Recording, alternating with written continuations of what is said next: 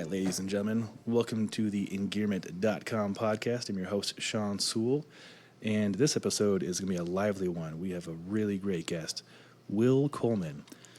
We've been big fans of Will for years. He's got a fantastic Instagram. You should give a follow at Will in the Alpine. He is a man of many hats, so I'm going to let him talk about what he does, who he is, what got him started in the outdoor industry, and a lot more than that. So without further ado, please welcome Will Coleman. Good to have you here, Will. It's good to be here, Sean. Well, thank you, sir. So let's start off a little bit more about you. Will Coleman, what do you do for a day job? Well, that goes into a lot of different categories. Sure does. I'm quitting my main job, so I've got a week left to that, but I'm a truck driver. And just transitioning full-time into being a rock climbing guide and pursuing a IFMGA career track, so full mountain guide. That's awesome. That's really cool. And I know you're doing your courses right now, and you'll be working in the Front Range area? Yeah, currently permitted to work from pretty much Colorado Springs all the way up to Estes Park, Colorado, all along the Front Range. That's wonderful. And is this correct? You lived in Estes Park for quite a while. I did. I lived in Estes for about a year, and I kind of been on this the last couple of years, just moving somewhere every year and somewhere new, somewhere that inspires me, a new place to explore. Well, in your situation, you can do that because you're nomadic. He lives in his van, ladies and gentlemen. It's pretty impressive. So his adventure van is pretty well equipped for anything and everything. I don't know if you'd call it impressive, but it's cheap. It's a mobile home. It's cool. It's your adventure mobile, and yeah. So when I try and follow you on Instagram, I never know what part of the state or the country you're going to be in and what activity you're doing. What are some of your favorite activities to do? Ooh, favorite activities. Kind of like classify it all into one thing. So I would say moving efficiently through the mountains in technical terrain. So that includes splitboarding to rock climbing objectives, big alpine objectives, glacier travel, just moving through these dangerous landscapes as safely and quickly as possible. Makes sense. Yeah, you cover a lot of territory. There's a picture you should all see of him, too, rocking some alpine jorts. It's pretty impressive. And there's a lot of speculation on how they got waterproofed. But you earned the waterproofing, I suppose. Yeah. So what got you into the outdoors?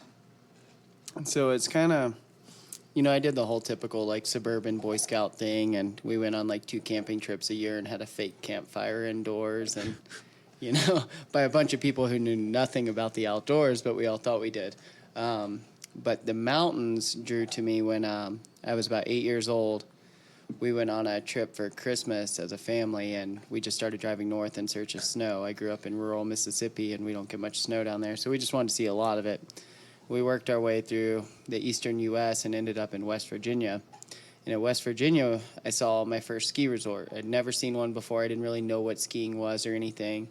But my mom had checked it out, and they had this thing called snow tubing where you just ride down the snow on an inner tube. And they bought us a day pass for that, and they kind of had to drag me out of there when it closed. I liked going down the snow fast and thought it was fun. So the next year I got into snowboarding, and that kind of took over my life for a long time, per se. That's really sweet and endearing how you got into it. Yeah, you do like going fast in the snow. Yeah, Can't keep up with you.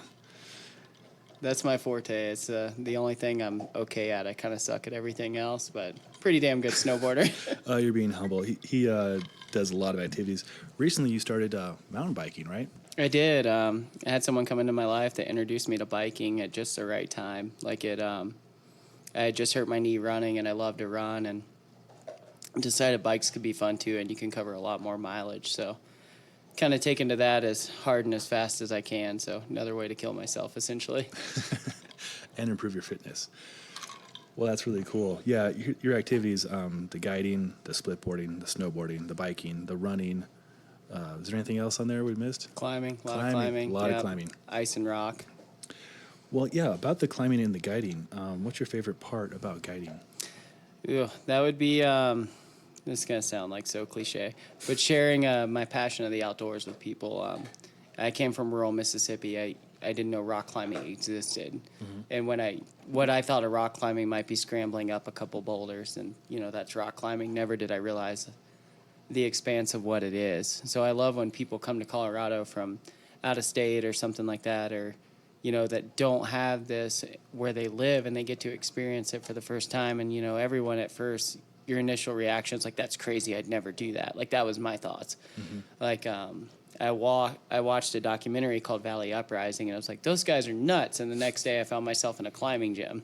Wow. So it's just once you understand and trust the systems, it really opens up how much you can do with your physical body. That's cool. That's really cool. And so you caught that bug too then. Climbing, guiding, splitboarding, running, biking. Is there anything in the future you think you might tackle? Something I say I'm never going to do is jump out of airplanes, and I'm getting closer and closer I can see you doing to that. Wanting to do it. So just easier access into remote terrain, I guess. Yeah, there you go. Just drop you off into the mountains. Well, speaking of mountains, so currently what are you working on objective-wise? This month, in a couple weeks, I'm headed out to the Cascades.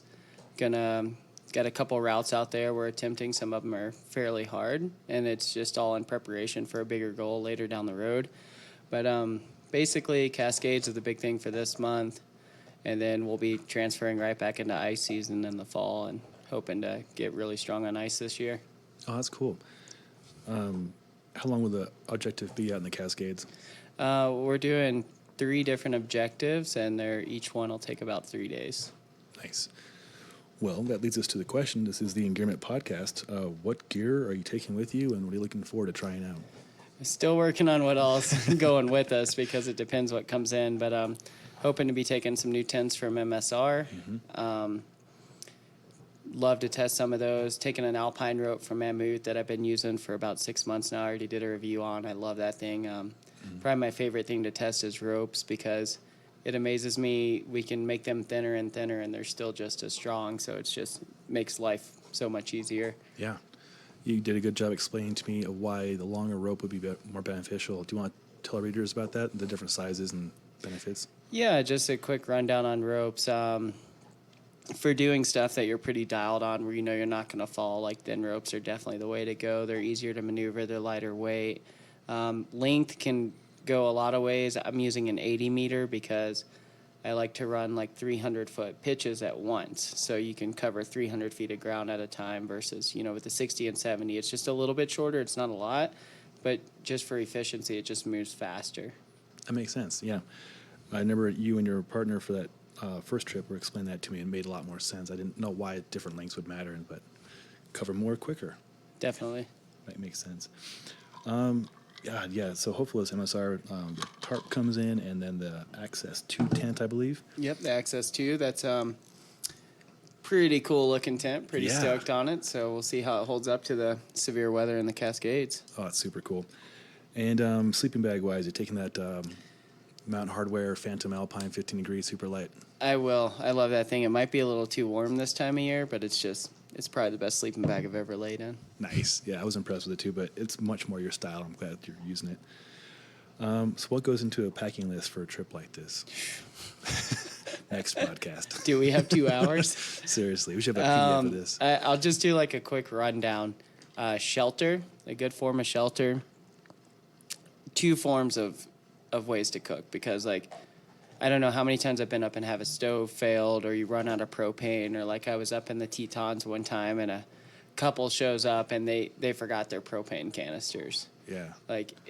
There's just so many little things like that. So shelter, food, which also equates to filtration, because you can boil water and then it's safe to drink. I don't recommend drinking untreated water. I've done it, but I don't recommend it. Kind of one of those things. Don't want anybody to get sick and blame it on me.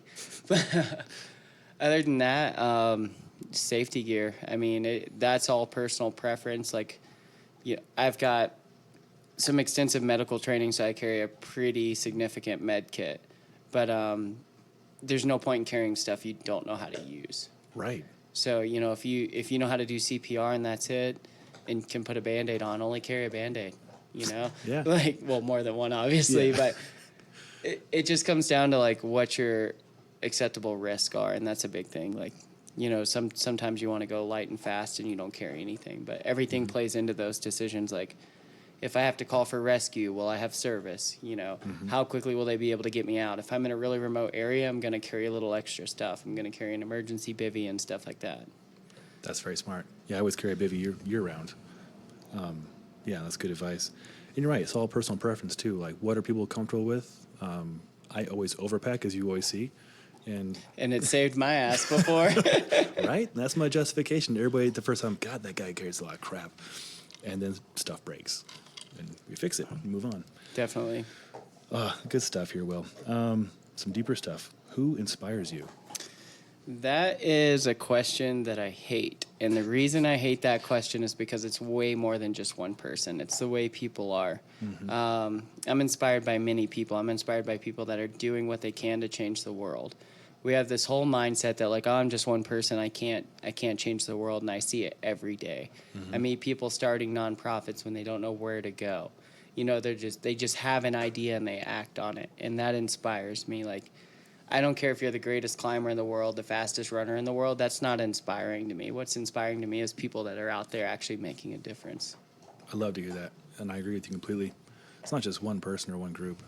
You find inspiration in all kinds of situations and people around you. Definitely. Well, this is really good. So, how did you get out to Colorado? So how I got out to Colorado, it's going to get a little personal here. Perfect.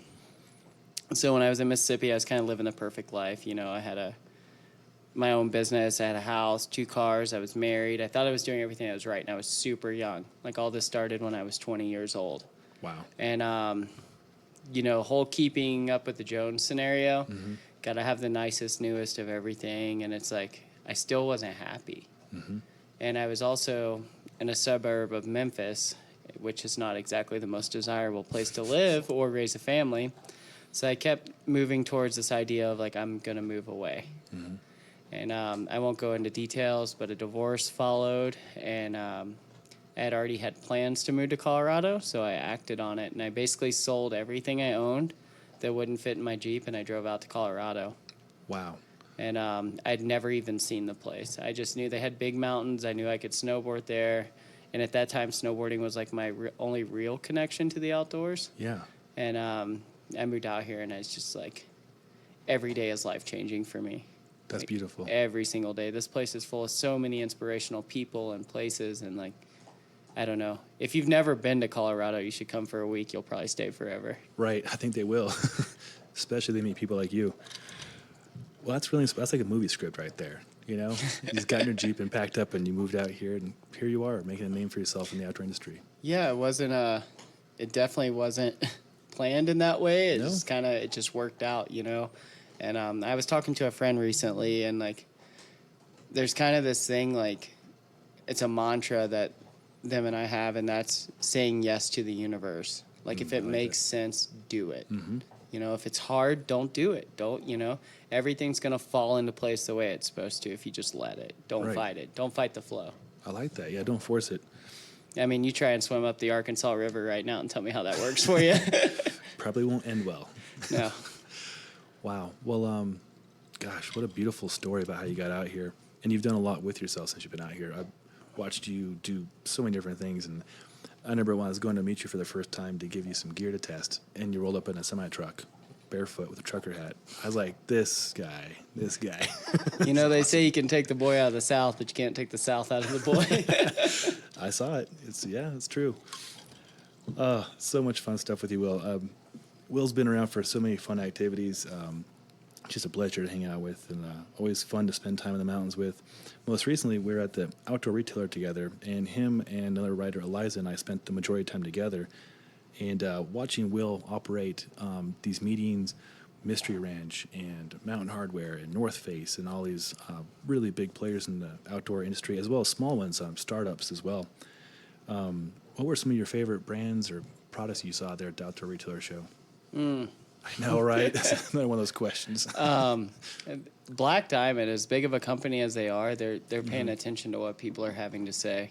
Yeah. You know, they've got a lot of new stuff coming out, but they got the Z4 cams coming out, and I'm really curious to see how those work and operate. You know, I got my hands on them, but I haven't got to use them in the actual real world yet, which hopefully that'll come. But companies that are listening to the people, that's been amazing to see. Yeah. And another thing, a lot of companies are going and trying to use 100% recycled materials. Yeah, that's a good And you're trend. seeing that more and more. And this year at OR, there was definitely a theme to eliminate single-use plastics. Yeah, And that was cool. as Rafa said in a previous podcast, there's no such thing as perfect activism, but it starts at the top. Yeah. You know, you can say it starts at the bottom all day long, but if I don't buy, you know, a bottle of Gatorade every once in a while, like, I'd be lying to you if I said I didn't do that. Right. But if you start it from the top and you eliminate these things, then it just changes activism in a whole new way. Yeah, I like that. Yeah, I'm glad you caught on to that too. It was very almost in your face this show, but the last few shows have been really cool. Like Patagonia kind of leveraged Gore-Tex to recycle Gore-Tex Pro Shell, and when they did that, that opened up doors for other people to do waterproof breathable membranes that recycled. And then I think, did you get one of those jackets from Go Light? That's like 12 bottles of water recycled.